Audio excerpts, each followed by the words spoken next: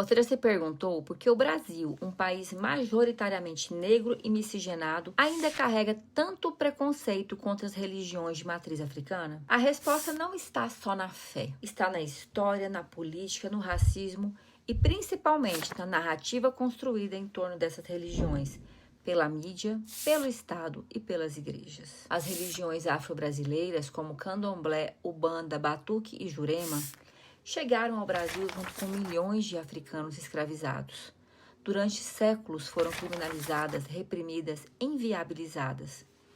Seus rituais foram chamados de feitiçaria, seus líderes de charlatões e seus lugares de trabalho sujo.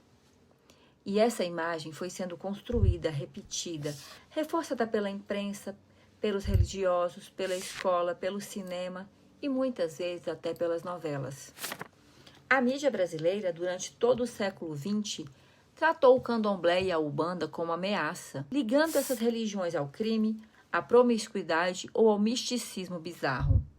Enquanto religiões brancas, como o kardecismo e o catolicismo, eram mostradas como respeitáveis, as religiões de origem africana eram retratadas como folclore, no melhor do caso, e como bruxaria, no pior deles. Mas não foi só a mídia.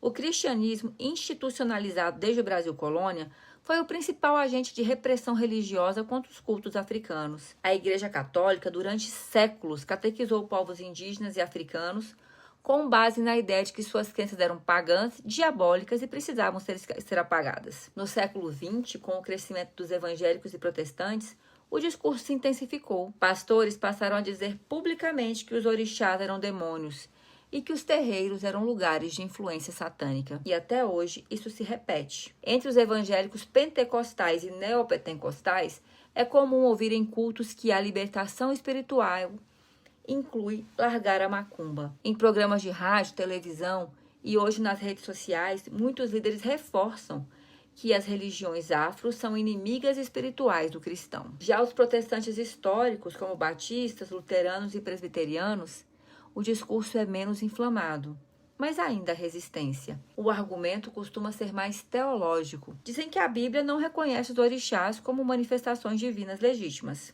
E na Igreja Católica, apesar de avanços no discurso pós-Concílio Vaticano II, a relação com as religiões de matriz africana continua ambígua. Há padres que participam de diálogos interreligiosos, mas também há paróquias que se recusam a aceitar expressões afro em festas populares ou missas. Ou seja, o preconceito religioso no Brasil é atravessado pelo racismo, pela disputa por fiéis e pelo controle simbólico sobre o que é considerado fé verdadeira. E tudo isso se sustenta porque a narrativa dominante construída ao longo dos séculos ensina que orar com atabaque é atraso, mas rezar com a harpa é salvação. Essa narrativa foi repetida na escola, na televisão, no jornal e até nos púlpitos das igrejas. E mesmo que a Constituição de 1988 garanta a liberdade religiosa, na prática os terreiros seguem sendo alvos de intolerância, violência e apagamento. Enquanto isso, as religiões de matriz africana continuam sustentando a identidade de milhares de brasileiros. Elas são memória, cultura, espiritualidade e resistência. E talvez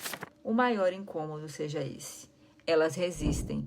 Resistem ao tempo, ao preconceito, às perseguições e às tentativas de apagamento. Se esse vídeo faz sentido para você, compartilha, comenta, marque alguém, me segue. Porque o Brasil só será verdadeiramente livre quando respeitar todas as fés, inclusive aquelas que foram escravizadas junto com seus povos.